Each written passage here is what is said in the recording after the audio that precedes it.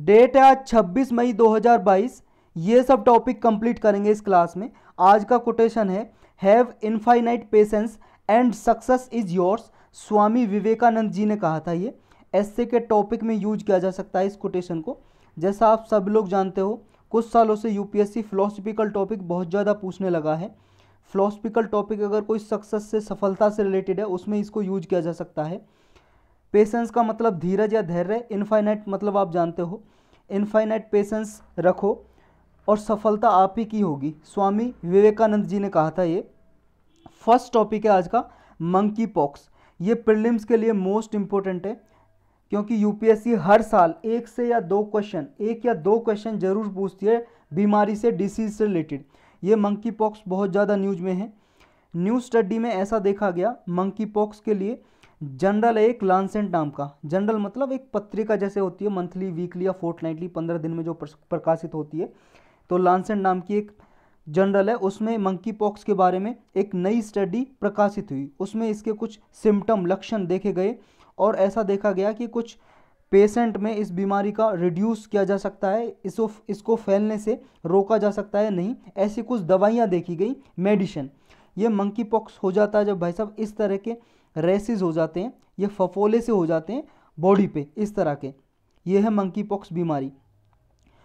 Study में ऐसा देखा गया, दो मेडिसिन है जो एंटीवायरल मेडिसिन है। एंटीवायरल मतलब वायरस को रोकने के लिए, बीमारी को रोकने के लिए, जो वायरस से होती है उनको रोकने के लिए एक मेडिसिन है। स्पेशली मंकी पॉक्स के लिए नहीं है ये दवाइयाँ। और दवाइयों का नाम क्या है? एक है ये ब्राइनसिडोफोविर, एक है टेकोविरीमेट। इसका प्रोनाउंसिएशन कुछ और भी हो सकता है भाई साहब मेडिकल की भाषा में, लेकिन आप देख लो, एडजस्टमेंट कर लो। आपको पता है तो आप बता सकते हो, हिंदी में लिख सकते हो कमेंट सेक्शन में। तो ये दो दवाइयाँ हैं जो देखा गया कि मंकी पॉक्स से लड़ने के लिए ये काफ़ी कारगर हैं। एनिमल में देखा गया, एनिमल में भी होता है मंकी पॉक्स और ह्यूमन में भी। स्टडी में ऐसा देखा गया, अगर इनमें और ज़्यादा इम्प्रूवमेंट किया जाए तो इनमें इम्प्रूवमेंट करके इन दवाइयों में इम्प्रूवमेंट करके मंकी पॉक्स को इससे ठीक किया जा सकता है। मंकी पॉक्स है क्या? देखो, एक रेयर डिसीज़ है, दुर्लभ बीमारी। किससे होती है? याद रखना, वायरस से होती है। क्योंकि यूपीएससी ऐसे स्टेटमेंट दे देता है कि बीमारी वायरस से होती है, या बैक्टीरिया से होती है, या फंगी से होती है, या फिर पैरासाइट से होती है। ऐसे ऑप्शन दे देगा। जैसे आप सबको पता है, कोरोना जो है डिसीज़, कोविड-19 की डिसीज़, वो वायरस से होती है, कोरोना वायरस से। इस तरह जैसे टीबी है, टीबी किससे होती है? बैक्टीरिया से होती है। एक बैक्टीरिया होता है भाई साहब, ट्यूबरकुलोसिस का बैक्टीरिया, माइकोबैक्टीरियम बोलते हैं जिसको। जैसे आपका वो होता है ना, मोतीजीरा हिंदी में बोलते हैं, टाइफाइड इंग्लिश में बोलते हैं, वो भी बैक्टीरिया से होती है। तो ऐसे बहुत सारी बीमारियां, जैसे मलेरिया हो गया, पैरासाइट से होता है। तो ये बीमारियां किससे होती हैं? ये ऑर्गेनिज्म है एक तरह से, ये समझ लो। ये भाई साहब पैथोजन है जो नुकसान पहुंचाते हैं बॉडी में, फंगी, वायरस, बैक्टीरिया और आपका पैरासाइट। तो ये मंकी पॉक्स है जो वायरल डिसीज़ है, वायरस से होती है। और याद रखना, ये जूनोटिक डिसीज़ है। जूनोटिक का मतलब क्या होता है? ऐसी डिसीज़ जो एनिमल से ह्यूमन में आई है, यानी कि जो पशु से मानव में आई है, उसको बोलते हैं जूनोटिक डिसीज़। पहले इसको देखा गया था मंकी में। एक डेमोक्रेटिक रिपब्लिक कॉन्गो नाम की कंट्री है, डीआरसी। ये देखो भाई साहब वर्ल्ड मैप, यहाँ पे आप देख रहे हो अफ्रीका का मैप, और यहाँ पे कहीं लिखा होगा डेमोक्रेटिक रिपब्लिक ऑफ कॉन्गो। ये कंट्री है जो यहाँ पे सबसे पहले 1958 में देखा गया। ये वायरस किस में देखा गया? मंकी में। इसलिए इसका नाम रख दिया monkey pox virus. Monkey pox रख दिया इसका नाम, बीमारी का नाम भी, क्योंकि मंकी में देखी गई 1958 में। और कहाँ, कौन सी कंट्री में, ये याद रखना है। सबसे ज़्यादा जो इसके केस है ना, वो सामने आए थे नाइजीरिया में। ये भाई साहब नाइजीरिया देखो, इसी के पास एक कंट्री होगा, यहाँ पे देखो, ये नाइजीरिया, ये है नाइजीरिया। नाइजीरिया में सबसे ज़्यादा इसके केस पाए गए, इसलिए इसको एंडेमिक टू नाइजीरिया भी बोलते हैं। एंडेमिक मतलब जब कोई बीमारी बहुत ज़्यादा जल्दी से स्प्रेड हो जाती है किसी कंट्री में, तो एंडेमिक हो जाती है उसकी। तो नाइजीरिया के लिए एंडेमिक है, देखी गई 1958 में डेमोक्रेटिक रिपब्लिक ऑफ कॉन्गो में। और मंकी में सबसे पहले देखी गई।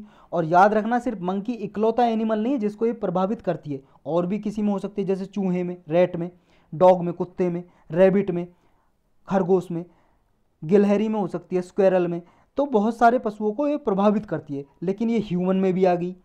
और ये क्लोज रिलेटिव है स्मॉल पॉक्स का। स्मॉल पॉक्स भी एक बीमारी हुआ करती थी, छोटी माता बोलते थे उसको, लेकिन ये 1980 में पूरे वर्ल्ड से एलिमिनेट हो गई, 1980 में। तो ये जब 1980 में एलिमिनेट हो गई, यानी कि अब ख़त्म है, स्मॉल पॉक्स के केसेस नहीं मिलते पूरे वर्ल्ड में, ये ख़त्म हो चुकी है। लेकिन जो स्मॉल पॉक्स की जो वैक्सीन थी ना, वैक्सीन जैसे कोरोना वायरस के लिए वैक्सीन डेवलप की हैं बहुत सारी, तो स्मॉल पॉक्स की जो वैक्सीन थी, वो वैक्सीन देखा गया कि जिनको मंकी पॉक्स हुआ है, मंकी पॉक्स, अगर ये जिनमें स्मॉल पॉक्स की वैक्सीन लगा दी जहाँ पे भी, तो मंकी पॉक्स उन्हें 80% कम प्रभावित करता है, तो ऐसा देखा गया। लेकिन 1980 में ये एलिमिनेट हो गई, तो इसका स्मॉल पॉक्स की जो वैक्सीन थी उसका प्रोडक्शन भी बंद कर दिया। जब भाई साहब बीमारी नहीं है तो उसकी वैक्सीन कौन बनाएगा, उसका प्रोडक्शन बंद कर दिया, उत्पादन। तो इस वजह से मंकी पॉक्स को रोकना और काफ़ी भारी हो गया, क्योंकि मंकी पॉक्स बीमारी ऐसी है, ना तो पर्टिकुलर इसके लिए कोई वैक्सीन है और ना ही कोई इसके लिए दवाई है, मेडिसिन है। ये याद रखना, यूपीएससी ऐसे पूछ लेता है इसकी कोई दवाई है या वैक्सीन है, ना तो कोई वैक्सीन है ना कोई दवाई है मंकी पॉक्स की। तो भाई साहब ये उसी का सगा संबंधी है, स्मॉल पॉक्स की जो बीमारी है उसी का कोई रिश्तेदार है वायरस, क्लोज रिलेटिव है उसी का ही, और कोई भी लाइसेंस्ड ट्रीटमेंट नहीं है, कोई भी इलाज नहीं है।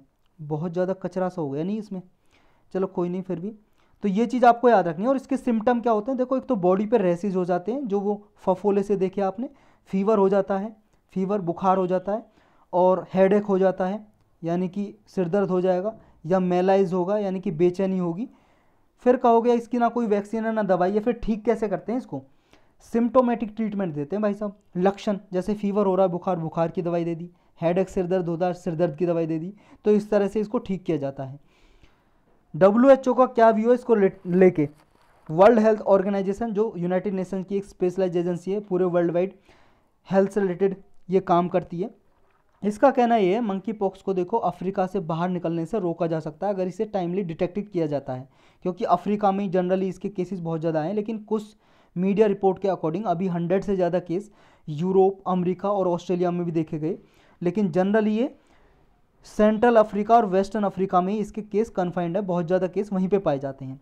नेक्स्ट टॉपिक है ओलंपिक वैल्यूज एजुकेशन प्रोग्राम, ओ वेब बोलते हैं शॉर्टकट में। प्रीलिम्स और जीएस पेपर 2 और 3 के लिए भी इंपॉर्टेंट है। ये एक प्रोग्राम है भाई साहब, इसमें कुछ एजुकेशन दी जाती है, शिक्षा, किससे रिलेटेड शिक्षा दी जाती है वो हम पढ़ेंगे अभी इसमें। देखो इंडिया ने फर्स्ट टाइम ये Olympic values education program launch किया है, और कहाँ पे लॉन्च किया है, उड़ीसा में। उड़ीसा के चीफ मिनिस्टर हैं नवीन पटनायक जी, उन्होंने अभिनव बिंद्रा फाउंडेशन ट्रस्ट के साथ मिलकर, अभिनव बिंद्रा भाई साहब एक खिलाड़ी हैं, ओलंपिक गोल्ड मेडलिस्ट हैं, ओलंपिक में इन्होंने शूटिंग में गोल्ड मेडलिस्ट ले चुका है, इसके नाम पे बनी हुई है अभिनव बिंद्रा फाउंडेशन ट्रस्ट, यानी कि गेम वगैरह कराती है।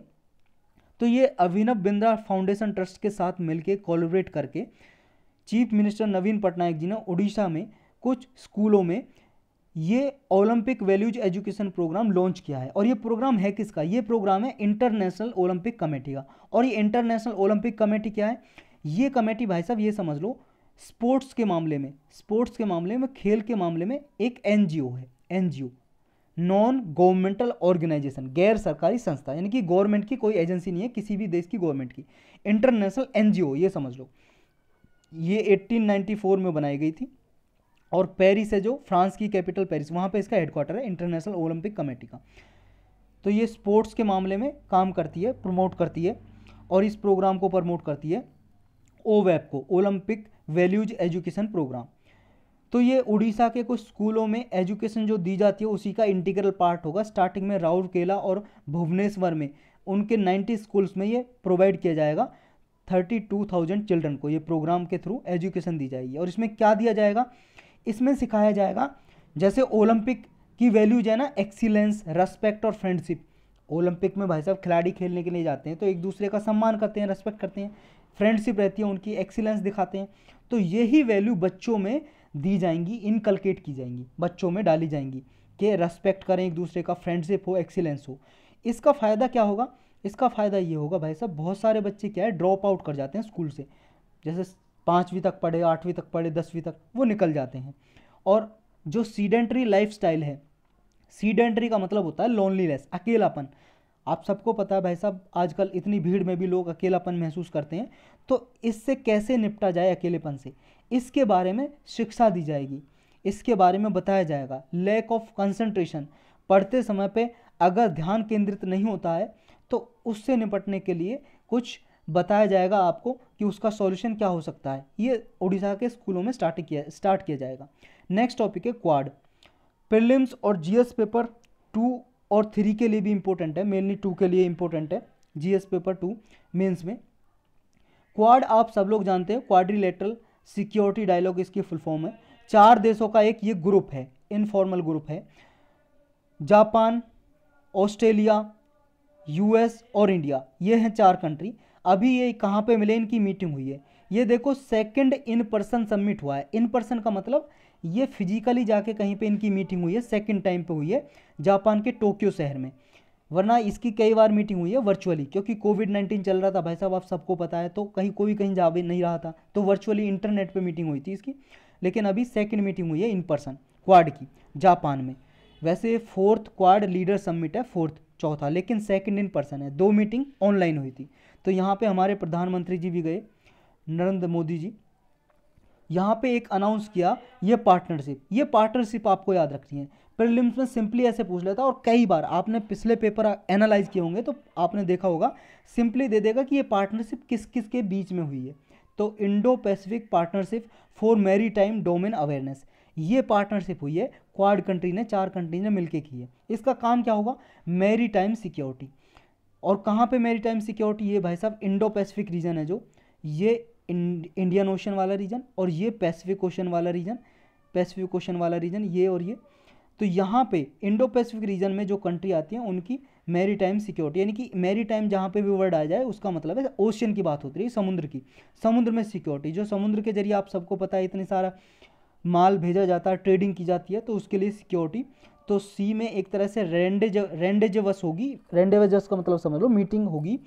तो ये कैसे पार्टनरशिप की जाए, और क्लाइमेट और ह्यूमैनिटेरियन इवेंट्स, इसको प्रमोट किया जाएगा। क्लाइमेट से निपटने के लिए मैरी टाइम में जो भी प्रदूषण होता है, ओशन वगैरह में पॉल्यूशन होता है, ऑयल स्पिल वगैरह, इससे कैसे निपटा जाए, और ह्यूमैनिटेरियन इवेंट को बढ़ावा दिया जाएगा। ह्यूमैनिटेरियन मतलब मान लो इंडो पैसिफिक रीजन में कहीं पे बाढ़ आ जाए साइक्लोन की वजह से, फ्लड वगैरह, कहीं पे अर्थक्वेक आ जाए, तो मानवता के बेस पे सहायता कैसे बढ़ाई जाए, इसके बारे में ये प्रमोट करेगा ये पार्टनरशिप। और फिशरीज़ को प्रोटेक्ट करेगा, जो इलीगल फिशिंग होती है ना इस इंडो पैसिफिक रीजन में, उसको कैसे प्रोटेक्ट की जाए। और इस सब का डेटा एक पोर्टल पे दिया जाएगा, क्वाड सैटेलाइट डेटा पोर्टल होगा, ये समझ लो एक साइट होगी इंटरनेट पे, वहाँ सब कुछ ये डेटा होगा, और ये कंट्री, मेंबर कंट्री इसको कोऑपरेट करेंगी और सारा डेटा इकट्ठा करेंगी, और इसको डेटा को यूज किया जा सकेगा ह्यूमैनिटेरियन इवेंट और क्लाइमेट के लिए इंडो पैसिफिक रीजन में। और देखो यहाँ पे इंडिया का एक प्रोग्राम है, वैसे तो क्वाड का प्रोग्राम है, quad vaccine partnership. Quad countries ने मिलकर वैक्सीन पार्टनरशिप की, जिसमें वैक्सीन का प्रोडक्शन ज़्यादा से ज़्यादा बढ़ाया जाएगा और जितनी भी कंट्री है उनको पहुँचाया जाएगा। इस क्वाड पार्टनरशिप प्रोग्राम है जो क्वाड वैक्सीन पार्टनरशिप, इसके अंदर इंडिया की बायोलॉजिकल ई लैब ने जे वैक्सीन प्रोडक्शन बहुत ज़्यादा किया है, और इसका ही क्वाड कंट्रीज ने वेलकम किया है, यानी कि एक तरह से प्रेज किया, प्रशंसा की है। जे वैक्सीन है कोरोना की, जॉनसन एंड जॉनसन। क्वाड एक इनफॉर्मल मल्टीलेटरल ग्रुपिंग है जिसमें इंडिया, यूएस, ऑस्ट्रेलिया, जापान है। इनफॉर्मल क्यों बोलते हैं इसको, इनफॉर्मल इसलिए बोलते हैं, देखो इसका कोई हेडक्वार्टर नहीं है परमानेंट, जैसे बहुत सारी ऑर्गेनाइजेशन होती हैं उनका हेडक्वार्टर होता है, तो इसका कोई परमानेंट हेडक्वार्टर नहीं है, तो वो होते हैं फॉर्मल ऑर्गेनाइजेशन जिनका हेडक्वार्टर वगैरह होता है, तो ये है इनफॉर्मल। तो ये इंडो पैसिफिक रीजन में फ्री एंड ओपन कोऑपरेशन को बढ़ाने के लिए इसका टारगेट है क्वाड का।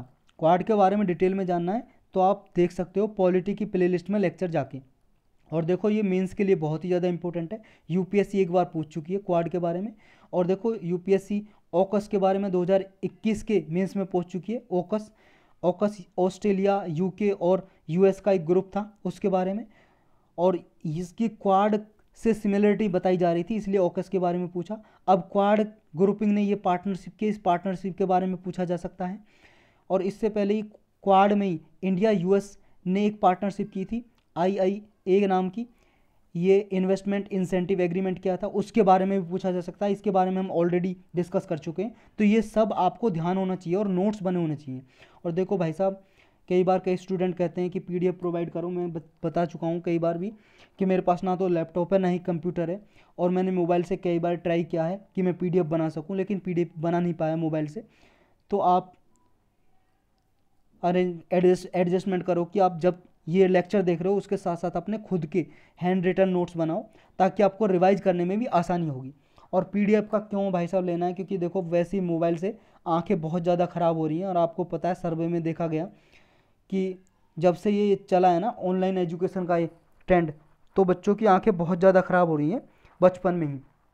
तो आप अपनी आंखें ख़राब मत करो, जितना हो सके अपने हैंड रिटन नोट से पढ़ो, मोबाइल का कम यूज करो। नेक्स्ट टॉपिक है स्वच्छ सर्वेक्षण SS 2023। ये समझ लो गाइडलाइंस है, एक ये गाइडलाइंस जो स्वच्छ भारत मिशन है उसका सेकंड जो फेज़ है, स्वच्छ Bharat mission urban 2.0 second phase, उसी के अंदर ये गाइडलाइंस लॉन्च की है ministry of housing and urban affair ने। इसका 8th एडिशन लॉन्च किया है स्वच्छ सर्वेक्षण का। थीम क्या है 2023 की, अगले साल की थीम होगी वेस्ट टू वेल्थ, यानी कि जो वेस्ट है कचरा है उससे धन बनाना वेल्थ बनाना है। जो ये SS 2023 है इसमें एडिशनल वेटेज दी गई है सोर्स सेग्रीगेशन ऑफ वेस्ट, मतलब कचरा जहाँ से निकलता है घरों से या फैक्ट्री से, वहीं से उसको सेग्रीगेट किया जाए, अलग किया जाए। जैसे मान लो गीला कचरा है उसको अलग किया जाए, जैसे वेस्ट है उससे क्या खाद वगैरह फर्टिलाइजर वगैरह बनाया जा सकता है डीकम्पोज करके। और जो सूखा कचरा है या इलेक्ट्रॉनिक कचरा है उसको अलग किया जाए दोबारा से, जिसको रिसाइकल किया जा सके। तो इस तरह को प्रमोट किया जाएगा सोर्स सेग्रीगेशन को। Enhancement of waste processing capacity of cities की कितनी कैपेसिटी है कि वेस्ट को प्रोसेस कर सके, उसको और इन्हेंस किया जाएगा, इनकी बढ़ावा दिया जाएगा। और जो वेस्ट डंप करते हैं उसको रिड्यूस किया जाएगा। इसमें जो इंडिकेटर हैं वो इंट्रोड्यूस किए जाएंगे, जैसे प्लास्टिक का जो यूज है उसको रिड्यूस किया जाएगा, प्लास्टिक वेस्ट को जो जनरेट हो भी रहा है यूज के बाद प्रोसेस किया जाएगा।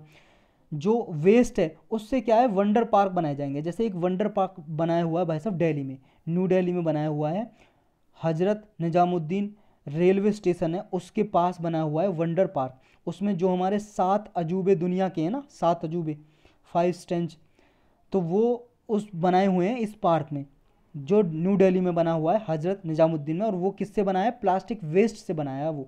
जैसे ताजमहल बनाया हुआ है वहाँ पे, छोटा सा ताजमहल बनाया हुआ है भाई साहब, इतना छोटा भी नहीं लेकिन हाँ बड़ा। टूरिस्ट आते हैं वहाँ पे देखने के लिए, और दिल्ली के लोग और आसपास के लोग देखने के लिए जाते हैं।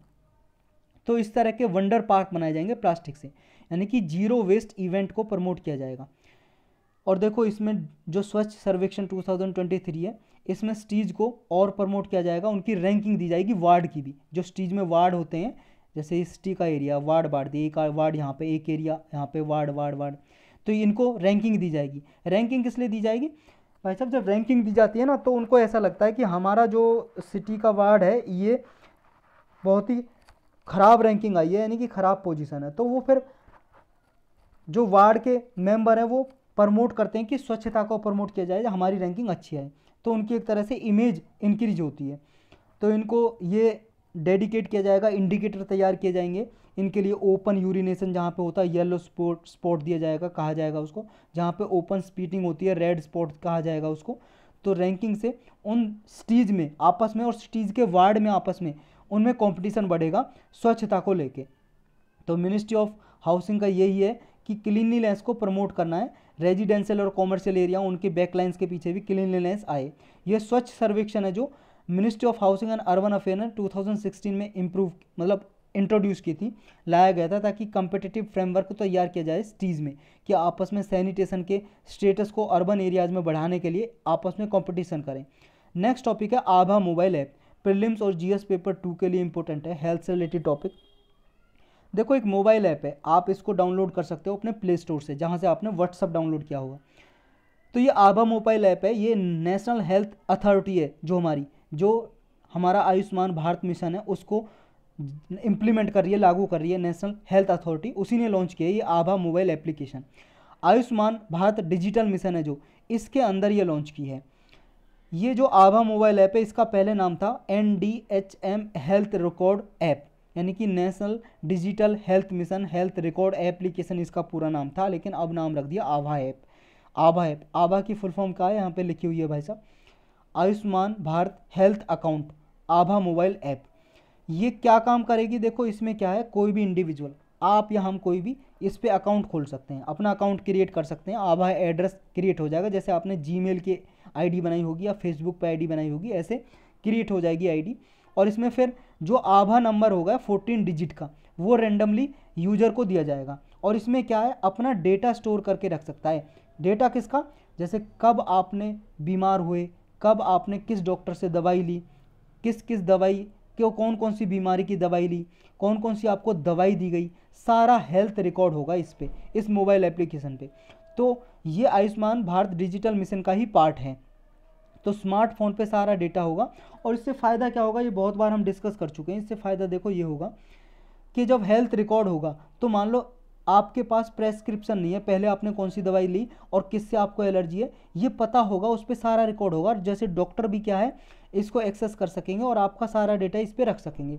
जब आप डॉक्टर के पास जाओगे, दूसरे डॉक्टर के पास, मान लो ऐसा तो नहीं है सेम डॉक्टर के पास आप जा रहे हो दिखाने के लिए, जब भी आप बीमार हो रहे हो, तो दूसरे डॉक्टर के पास गए, आपकी हेल्थ आईडी देखेगा और उससे पता लगा सकेगा वो कि क्या क्या आपको पहले बीमारी हुई थी, किन मेडिसिन से आपको एलर्जी हो सकती है, तो इस तरह की आपको मेडिसिन सजेस्ट करेगा वो।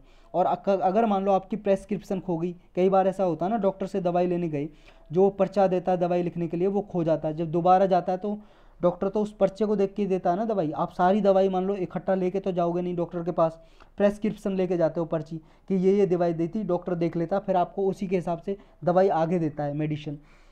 लेकिन आपका प्रेस्क्रिप्शन खो जाता है तो कोई बात नहीं, अब इस पर सारा डेटा होगा इस आईडी पे, आभा मोबाइल ऐप पे। इस पे सारा आपका जो कोवैक्सीन, जो कोविन वैक्सीनेशन हुआ है, यानी कि कोविड-19 का जो वैक्सीनेशन हुआ है, उसका सर्टिफिकेट भी आप अपलोड कर सकते हो। तो ये आपसे सब अनुमति लेगी पहले ऐप कि आप इसका डेटा अपलोड करना चाहते हो, नहीं तो तभी आप अपलोड कर सकते हो इस पर। तो यही टॉपिक था आज, 6 नंबर ऐसे ही लिख गया है। बहुत सारे टॉपिक ऐसे हैं जो हिस्ट्री के हैं, वो न्यूज़ में थे, जैसे पृथ्वीराज चौहान जी हैं, और कुतुब मीनार है। कुतुब मीनार के बारे में हम ऑलरेडी हिस्ट्री के टॉपिक में पढ़ चुके हैं डिटेल में, लेकिन फिर आज टॉपिक पढ़ लेंगे, कुछ नया डेटा है कुतुब मीनार के बारे में। और ये पृथ्वीराज चौहान जी के बारे में अलग से लेक्चर में पढ़ लेंगे, 2-2 3-3 मिनट के लेक्चर होंगे, वो आप देख सकते हो, आज ही अपलोड हो जाएंगे शायद। और भी कई टॉपिक हैं, जैसे डेडिकेटेड फ्रेट कॉरिडोर है, ई वेस्ट के रिगार्डिंग नए रूल चेंज किए हैं। ई वेस्ट के रिगार्डिंग देखो कई बार यूपीएससी प्रीलिम्स में क्वेश्चन पूछ चुका है, मोस्ट इंपॉर्टेंट है, कई बार पूछ चुका है। तो ई वेस्ट के रिगार्डिंग जो नए रूल चेंज किए हैं वो हम अलग से लेक्चर में पढ़ेंगे, 2 से 3 मिनट का होगा, क्योंकि ऑलरेडी हम इनको पढ़ चुके हैं। ई वेस्ट के रूल्स को अलग से लेक्चर में मिल जाएगा, आपका जीएस पेपर 3 के लेक्चर में पढ़ा होगा, इन्वायरमेंट के जो टॉपिक हैं उसमें पढ़ा होगा, जीएस पेपर 3 में ही होगा ये। तो उनके बारे में ये पढ़ चुके हैं हम, तो नए रूल क्या हैं बस उनको हम ऐड करेंगे। तो यही टॉपिक थे आज के।